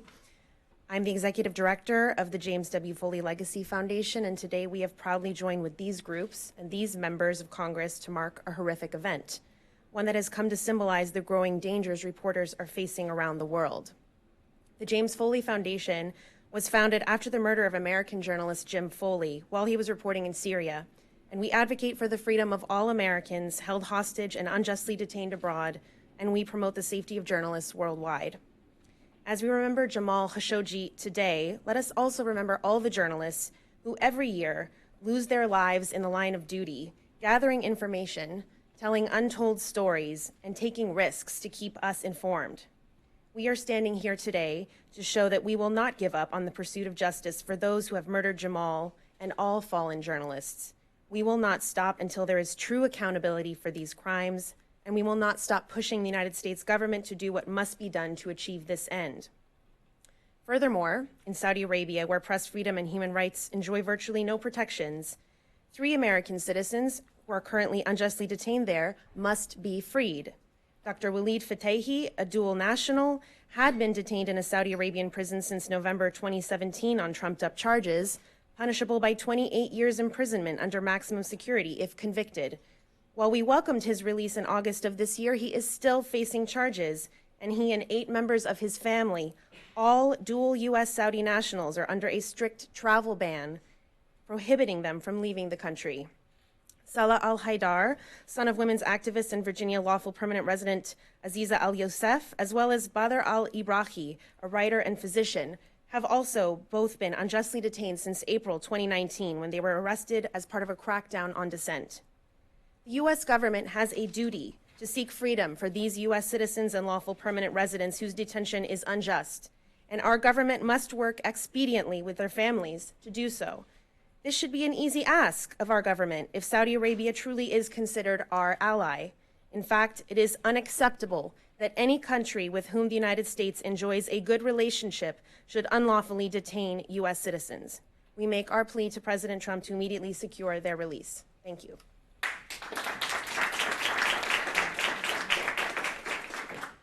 Thanks very much. I'd like to invite Philippe Nassif from Amnesty International to give remarks.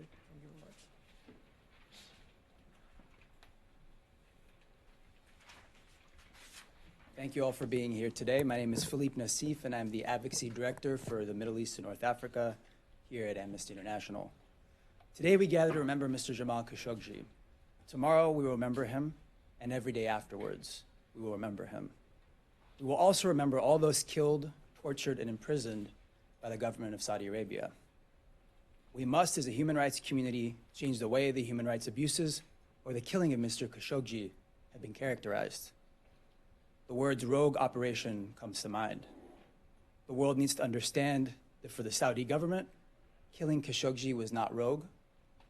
It was not the exception. It's the policy. It's the rule. The killing of Mr. Jamal Khashoggi represents the latest example of the Saudi government's abysmal track record on human rights. Over the past several years, Saudi authorities arrested numerous women human rights activists, including Samar Badawi, a winner of the State Department's own International Women of Courage Award. Amnesty International has documented how Saudi-led coalition airstrikes continue to target civilians in Yemen and restrict the importation of basic goods. Both actions of which have contributed to a massive humanitarian crisis. The Trump administration's refusal to publicly press Saudi officials on their human rights record sends a signal that they can expect impunity for further abuses. Amnesty International continues to call for a timely, credible, and transparent UN investigation into the killing of Jamal Khashoggi, which is the most comprehensive way for his family and the world to receive the full truth about what happened to him and those responsible, however high their rank or status, to be held account. In addition to calls for a UN investigation, Amnesty is calling for the Saudi Arabian government to be held to account for its relentless repression of human rights in the country, urging it to make genuine, not fake, human rights reforms. Thank you.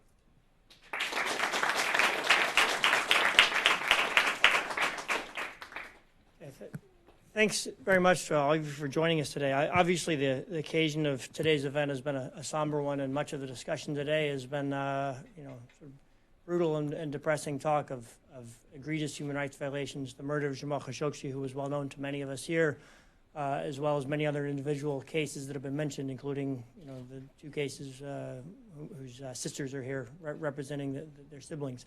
I'd like to try to end on just a bit of a positive note. Despite kind of the grim subject matter we've been discussing today, I think it's very heartening that we saw 11 members of Congress today take time out of their busy schedules on an extremely busy week here on Capitol Hill, including members of Congress from both parties, come and express their strong, passionate desire to see justice in this case. I think that stands in stark contrast to what we've seen from the Trump administration, unfortunately. I also, to take heart from the brave Saudi individuals like Lina Al-Hathloul, who, despite the great risk that they may face, both themselves and their family members, that their willingness to speak out. And also across the region, despite the continuing brutality of regimes like that in Saudi, we continue to see brave citizens stand up against that, including in Algeria, including just, in the past week, we've seen remarkable engagement by Egyptian citizens, despite the brutal repression of the Sisi regime.